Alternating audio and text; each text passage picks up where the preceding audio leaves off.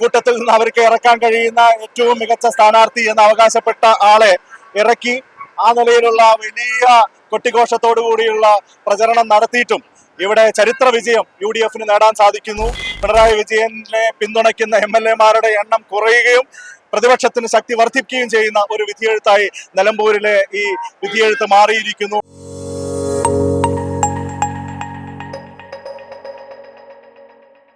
നമസ്കാരം. നിലമ്പൂർ ഉപതെരഞ്ഞെടുപ്പിന്റെ വോട്ടെണ്ണൽ പുരോഗമിച്ചുകൊണ്ടിരിക്കെ ജയം ഉറപ്പിച്ചിരിക്കുകയാണ് UDF ക്യാമ്പ്. അണികൾ വലിയ ആവേശത്തിലാണ്. നമുക്ക് ദൃശ്യങ്ങളിൽ കാണാൻ വേണ്ടി സാധിക്കും. UDF-ന്റെ അണികൾ ഇപ്പോൾ വലിയ രീതിയിൽ പടക്കം പൊട്ടിച്ചും വർണ്ണങ്ങൾ വാരി വിതറിയും കൊടി ഉറക്കെ വീശിയും നൃത്തം ചവിട്ടിയും എല്ലാം വിജയം ആഘോഷിച്ചുകൊണ്ടിരിക്കുകയാണ്. വിജയം ഇതുവരെ ഔദ്യോഗികമായി പ്രഖ്യാപിക്കപ്പെട്ടിട്ടില്ലെങ്കിൽ പോലും തങ്ങളുടെ സ്ഥാനാർത്ഥി ആര്യാടൻ ഷൗക്കത്ത് വലിയ മാർജിനിൽ തന്നെ വിജയിക്കുമെന്നുള്ളൊരു പ്രതീക്ഷയാണ് ഇപ്പോൾ UDF അണികളിൽ നമുക്ക് കാണാൻ വേണ്ടി സാധിക്കുന്നത്. വലിയ രീതിയിലുള്ള പോരാട്ടം കാഴ്ചവെക്കുമെന്ന് പ്രതീക്ഷിച്ച സ്വരാജിന് വോട്ടെണ്ണലിന്റെ ഒരു ഘട്ടത്തിൽ പോലും ആര്യാടൻ ഷൗക്കത്തിനെ മറികടക്കാൻ വേണ്ടി സാധിച്ചില്ല എന്നുള്ളതും വലിയ ഒരു പ്രത്യേകതയാണ്. പൊതുവെ LDF-ന്റെ ശക്തി കേന്ദ്രമായി അറിയപ്പെടുന്ന പോത്തുകല്ല് പഞ്ചായത്തിൽ പോലും വോട്ടെണ്ണൽ പൂർത്തിയാകുമ്പോൾ നേരിയതെങ്കിലും ലീഡ് UDF-നാണ് നമുക്ക് കാണാൻ വേണ്ടി കഴിയുന്നത്. ആര്യാടൻ ഷൗക്കത്ത് എന്തൊക്കെയായാലും 10,000-ന് മുകളിൽ ലീഡ് നേടുമെന്നുള്ള വലിയ പ്രതീക്ഷയാണ് UDF അണികൾ ഇപ്പോൾ പങ്കുവെക്കുന്നത്. അതിന്റെ ഭാഗമായി അവരിപ്പോൾ വലിയ ആവേശത്തിലാണ്. പടക്കം പൊട്ടിച്ചും നൃത്തം ചെയ്തുമെല്ലാം തങ്ങളുടെ നേതാവിന്റെ വിജയം അവർ ആഘോഷിക്കുകയാണ്. എന്തൊക്കെയായാലും വലിയ ഒരു വിജയം തന്നെ ഷൗക്കത്തിനും അതുപോലെ തന്നെ UDF-നും ഉണ്ടായിരിക്കും എന്നുള്ളൊരു പ്രതീക്ഷയാണ് ഇപ്പോൾ ആരാധകരുടെയും അതുപോലെ തന്നെ അണികളുടെയും ഭാഗത്തുനിന്ന് ഉണ്ടാവുന്നത്. പിണറായി സർക്കാരിന്റെ വലിയ തിരിച്ചടിയായി നമുക്ക് വേണമെങ്കിൽ ഈ ഒരു തെരഞ്ഞെടുപ്പ് ഫലത്തെ നമുക്ക് നോക്കിക്കാണാൻ വേണ്ടി സാധിക്കുന്നതാണ്.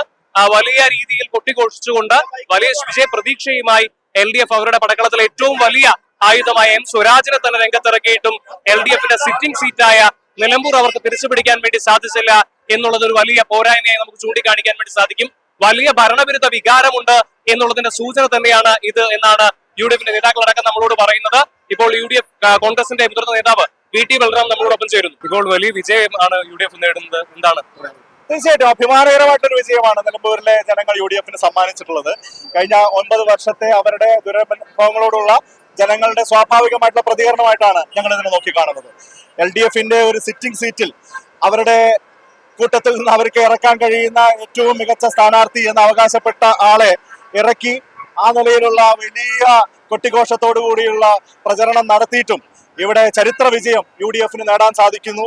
പിണറായി വിജയനെ പിന്തുണയ്ക്കുന്ന MLA-മാരുടെ എണ്ണം കുറയുകയും പ്രതിപക്ഷത്തിന് ശക്തി വർദ്ധിക്കുകയും ചെയ്യുന്ന ഒരു വിധിയെഴുത്തായി നിലമ്പൂരിലെ ഈ വിധിയെഴുത്ത് മാറിയിരിക്കുന്നു. ആര്യാടൻ ഷൗക്കത്തിലൂടെ വീണ്ടും ഒരിക്കൽ കൂടി നിലമ്പൂർ ഐക്യജനാധിപത്യ മുന്നണിയുടെ കൊടിക്കോറയ്ക്ക് കീഴിൽ വരുന്നു എന്നുള്ളത് തീർച്ചയായിട്ടും അഭിമാനകരമായിട്ടൊരു കാര്യമാണ്.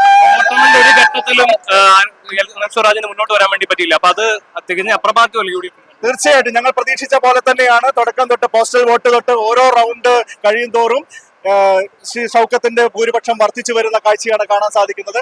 ഞങ്ങൾ പ്രതീക്ഷിക്കുന്ന ഒരു ഭൂരിപക്ഷത്തിലേക്ക് കാര്യങ്ങൾ എത്തുമെന്നുള്ളതിന്റെ സൂചനയാണ് ഇപ്പോൾ ലഭിക്കുന്നത്.